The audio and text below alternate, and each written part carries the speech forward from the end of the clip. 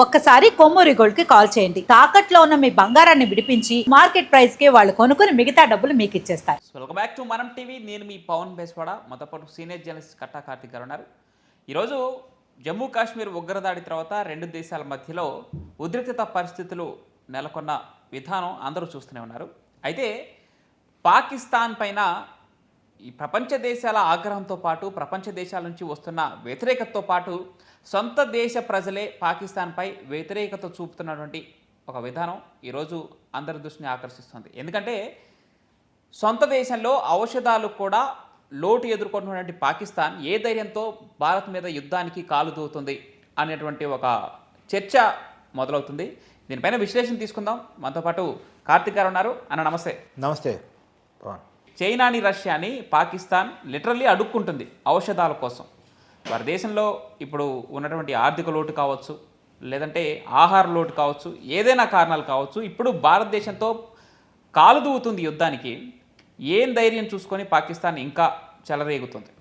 పాకిస్తాన్ రెండు యుద్ధాలు చేస్తుంది ఒక రకంగా. ఒకటి భారతదేశంతో ప్రచ్ఛన్న యుద్ధం, డైరెక్ట్గా ఇంకా యుద్ధం స్టార్ట్ కాలే, ప్రచ్ఛన్న యుద్ధం. వాళ్ళ ప్రజలతో కూడా యుద్ధం చేస్తూ ఉంది. అంటే మన దేశంతో బోర్డర్ ఇష్యూస్ ఉన్నాయి కాబట్టి యుద్ధం చేయటం ఒక రకం, తమ సొంత ప్రజలతో యుద్ధం చేయాల్సి రావటం రెండు రకం.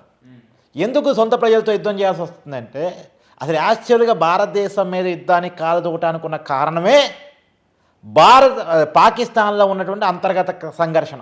ఓకే, పాకిస్తాన్లో 2-3 చోట్ల బెలుచిస్తాన్ అనే ప్రాంతంలో మేము సపరేట్ దేశం మొత్తం పాకిస్తాన్లో కలిసి ఉండలేము, ఈ పేదరికంలో, ఈ నిరుద్యోగంలో, ఈ అవినీతిలో మేము ఉండలేం, మేము పాకిస్తాన్లో ఉండబోం అని చెప్పేసి బంగ్లాదేశ్ లాగా మేము కూడా వేరుపడతాం, భారతదేశ సహకారం తీసుకుంటాం అవసరమైతే అని చెప్పేసి భారతీయ జెండాలు పట్టుకొని భారత మాతకి జై అని నినదిస్తూ బెలుచిస్తాన్లో తిరుగుబాటు జరుగుతూ ఉంది పాకిస్తాన్ ప్రభుత్వం మీద.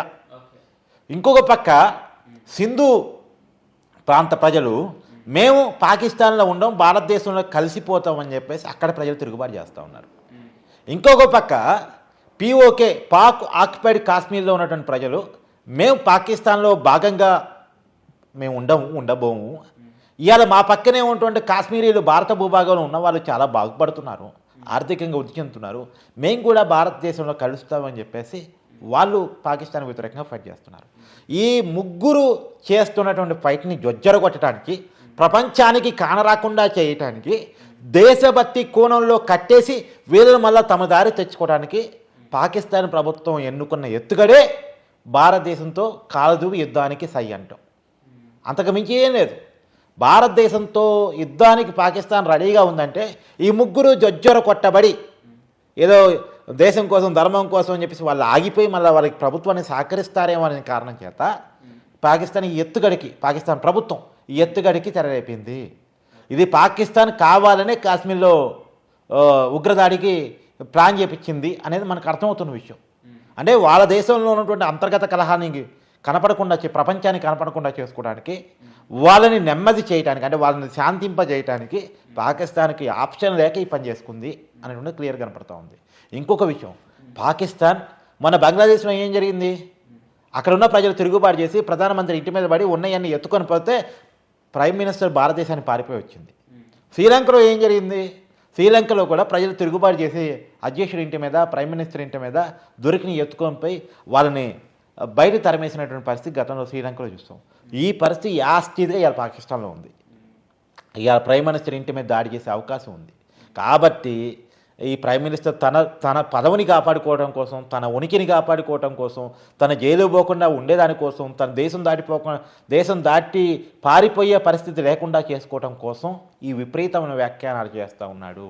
పాకిస్తాన్ ప్రధాని, పాకిస్తాన్ ఆర్మీ, ఉగ్రవాదులు కలిసి పాకిస్తాన్ ప్రజల మీద యుద్ధం చేస్తూ ఉన్నారు. ఇప్పుడు పాకిస్తాన్లో ఉన్న పరిస్థితి పాకిస్తాన్ ప్రజలు వర్సెస్ పాకిస్తాన్ ఉగ్రవాద ప్రభుత్వం కూడా ఉగ్రవాదంలో భాగమైపోయింది. ఉగ్రవాదంతో చేతులు కలిపిన ప్రభుత్వం ఏమంటారు, ఉగ్రవాద ప్రభుత్వం అని అంటారు. సహజంగా ప్రభుత్వం ఎవరితో చేతులు కలపాలి, ప్రజలతో చేతులు కలపాలి. కానీ ప్రజలతో చేతులు కలపకుండా ప్రభుత్వం ప్రజల మీద యుద్ధం చేస్తూ ఉంది. అదే దుర్మార్గకరమైనటువంటి, విచిత్రకరమైనటువంటి రాజకీయ పరిస్థితి పాకిస్తాన్లో ఉంది. గతంలో కూడా ప్రైమ్ మినిస్టర్లు జైలుకి వెళ్ళటం మనం పాకిస్తాన్లోనే చూస్తున్నాం. పాకిస్తాన్లో రాజకీయ అస్థిరత ఉంది, పాకిస్తాన్లో అంతర్గత కలహం ఉంది, పాకిస్తాన్లో పేదరికం ఉంది, పాకిస్తాన్లో నిరుద్యోగం ఉంది, పాకిస్తాన్లో ఆకలి చావులు ఉన్నాయి, పాకిస్తాన్లో అనారోగ్యం ఉంది, ఔషధాల కోసం డబ్బులు లేక నువ్వు అన్నట్టు చైనాని రష్యాని బెచ్చం అడుక్కుంటుంది ఇవాళ పాకిస్తాన్. ఈవెందో మొన్నటిదాకా గోధుమల కోసం భారతదేశాన్ని కూడా బెచ్చం అడుక్కుంటా ఉంది. ఇవాళ వాటర్ కోసం పాకిస్తాన్ ప్రజలు భారతదేశాన్ని వేడుకుంటా ఉన్నారు. వీడియోలు వైరల్ అవుతున్నాయి చూసావా? ఒక మదరు బెడ్నెత్తుకొని మా బిడ్డకి ముడ్డి కలగటానికి వాటర్ ఇవ్వలేవు కానీ నీ కాశ్మీర్ కావాలని పాకిస్తాన్ ప్రైమ్ మినిస్టర్ని పాకిస్తాన్ని ప్రశ్నిస్తుంది. తర్వాత ఒక రైతు తన పంట పొలం కడిపోయి నా పంటకి నీరేవటం నీకు చేత కాదు కానీ నువ్వు కాశ్మీర్ కావాలంటావా అని చెప్పేసి ఒక రైతు ప్రశ్నిస్తున్నాడు. ఈ పెద్ద ఎత్తున వైరల్ అవుతున్నాయి. ఇది మాత్రమే కాదు, ఇలా పాకిస్తాన్లో అంతర్గత కలహాల ఫలితంగా అక్కడ వచ్చిన వరదలను చూపించేసి ఎమర్జెన్సీ పెట్టేసింది ముజఫరాబాద్లో. అవును, ఎస్, ముజఫరాబాద్లో. అసలు వాస్తవానికి పైకి ప్రపంచానికి చెప్తుంది ఏంది, అక్కడేదో వరదలు వచ్చినాయి, అక్కడ జీరం నది పొంగి ప్రవహిస్తూ ఉంది, అక్కడ పంట పొలాలు మునిగిపోయే పరిస్థితి, ఇల్లు మునిగిపోయే పరిస్థితిలో ఎమర్జెన్సీ పెట్టామని చెప్పి పాకిస్తాన్ ప్రభుత్వం బయట ప్రపంచానికి చెప్తుంది. కాదు, పాకిస్తాన్లో అల్లర్లు జరుగుతున్నాయి. పాకిస్తాన్ ప్రభుత్వానికి వ్యతిరేకంగా ఇండియాతో యుద్ధం చేయొద్దు, నువ్వు నీకు చేతకాదు పరిపాలన, నువ్వు మమ్మల్ని జొజ్జలు కొట్టడం కోసం ఈ ప్రయత్నం చేస్తున్నావు అని చెప్పి కొంతమంది విప్లవవాదాన్ని తీసుకుని అక్కడ ఫైట్ చేస్తూ ఉంటే అన్న, ఇక్కడ రెండు దేశాల బలాబలాలు పాకిస్తాన్కి ఖచ్చితంగా ఐడియా ఉండే ఉంటుంది. మన సామర్థ్యం ఇంతే, ఒకవేళ భారత్తో యుద్ధానికి వెళ్తే మనం ఖచ్చితంగా ఓటమి పాలవుతామని ఒక ఐడియా ఖచ్చితంగా పాకిస్తాన్కి ఉందనే చర్చ నడుస్తుంది. అయినా కూడా ఎందుకు ఇంకా భారత్ మీద యుద్ధానికి సై అంటుంది? దీని వెనుక కారణం ఏంటి? అక్కడ రాజకీయం ఎక్కువ, లేదంటే రాజకీయాన్ని కూడా డామినేట్ చేస్తూ ఉగ్రవాదమే అక్కడ ఆ పాకిస్తాన్ ఏలుతుందా? ఏంటి కారణం? ఇప్పుడు పేకాట బెట్టింగ్ యాప్లు ఉంటాయి. ఫర్ ఎగ్జాంపుల్, డబ్బులుండి ఆడేవాడు ఒక రకం, అప్పు తీసుకుని ఆడేవాడు కూడా ఒక రకం. వాడి పిచ్చి, వాడికి వాడు అవసరంగా మారిపోయింది. ఇప్పుడు పాకిస్తాన్ కూడా పిచ్చి యావలో నుంచి వాడి దేశం పరిస్థితి వాడు ఆలోచించుకోవట్లే, నేను ఎన్నాళ్ళు నిలబడగలుగుతాను అన్నది ఆలోచించుకోవట్లే. ఈ పేరు చెప్పి, భారతదేశం యుద్ధం పేరు చెప్పి తన ప్రజలు తన మీద తిరుగుబాటు చేసుకోకుండా కాపాడుకుందామని వాడు అనుకుంటున్నాడు. ఇక్కడ రాజకీయ నాయకుల పరంగా చూస్తే నవాజ్ షరీఫ్ కావచ్చు, ఇంతకుముందున్న ప్రధానమంత్రులు కావచ్చు, వాళ్ళు ఎవరైనా కావచ్చు, వాళ్ళు ఈ లష్కరే తోయిబా కావచ్చు, లేదంటే ఆల్ఖైదా వంటి ఉగ్రవాద సంస్థలకు తలగొకపోతే వారి పరిస్థితి కూడా మేము బందీలుగా ఉండిపోవాల్సి వచ్చిందనే ఒక భయం వాళ్ళని వెంటాడుతుంది అనే ఒక చర్చ నడుస్తుంది. నిజమే.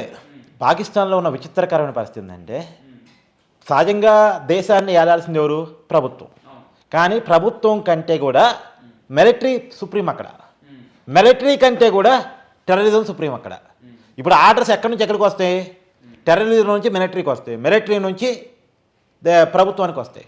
ప్రభుత్వం డెసిషన్ తీసుకోవడం కాదు ఇక్కడ. ఇప్పుడు మన ఆర్మీకి ఎవరు డెసిషన్స్ పాస్ చేస్తారు? మన ప్రభుత్వం పాస్ చేస్తుంది, మన సెంట్రల్ గవర్నమెంట్ పాస్ చేస్తుంది. కానీ అక్కడ రివర్సు, ప్రభుత్వానికి మిలిటరీ పాస్ చేస్తుంది, మిలిటరీకి టెర్రరిజం పాస్ చేస్తుంది. ఆ పరిస్థితిలో పాకిస్తాన్ ఉంది. ఇంకోటి కూడా నేను క్లియర్గా చెప్తున్నాను, దేశం మీద ప్రేమతో యుద్ధాన్ని ప్రకటించేవాడైతే దేశం యొక్క ఆర్థిక పరిస్థితిని చూసుకుంటాడు. యుద్ధం చేస్తే ఏంటి పరిస్థితి, మన దగ్గర ఉన్న ఆయుధాలు ఏంటి పరిస్థితి, మన దగ్గర ఉన్న జవాన్లు ఏంటి పరిస్థితి, మనం ఎన్నాళ్ళు నిలబడగలం భారతదేశంతో, దేశం మీద ప్రేమతో ఆలోచిస్తే చూసుకుంటాడు. కానీ తన పదవిని కాపాడుకోవడం కోసం ప్రేమతో చేస్తే ఆవిడకి ఇవన్నీ ఏం అవసరం? మన జవాన్లు ఎంతమంది ఉన్నారు, అసలు ఎంతమంది చనిపోయే అవకాశం ఉంటుంది, ఎంత ప్రాణ ఆస్తి నష్టం ఉంటుంది, పాకిస్తాన్ తట్టుకుంటుందా లేదు, వాడికి ఏం అవసరం? వాడి ఆస్తి కాపాడబడుతుందా, వాడి పదవి కాపాడబడుతుందా అనేది ఇంపార్టెంట్ అనుకున్నవాడికి. అంటే స్వార్థపరుడికి, దేశభక్తి లేనటువంటి వ్యక్తికి ఏం అవసరం ఇవన్నీ? నువ్వు ఆలోచిస్తున్నావు. నీకు పాకిస్తాన్ శక్తి నీకు ఐడియా ఉంది కాబట్టి, ఈ మధ్యకాలంలో బాగా ఫాలో అవుతున్నావు కాబట్టి, భారత శక్తి ఏంటి, పాకిస్తాన్ శక్తి ఏంటి, ఆయుధాల పరంగా భారతదేశం దగ్గర ఎంత ఆయుధ సమ్మతి ఉంది, పాకిస్తాన్ దగ్గర ఏ రకమైన ఆయుధ సమ్మతి ఉంది, అసలు పాకిస్తాన్ ఆర్థిక వనరులు ఏంటి, మొన్న బడ్జెట్లో రక్షణ పెట్టింది ఎంత పెట్టారు, మనం ఎంత పెట్టుకున్నాం బడ్జెట్లో అనేది నీకు కొంత ఐడియా ఉంది. మన కాదు 10% కూడా వాళ్ళ బడ్జెట్ లేదు ఏది రక్షణ వేయడానికి.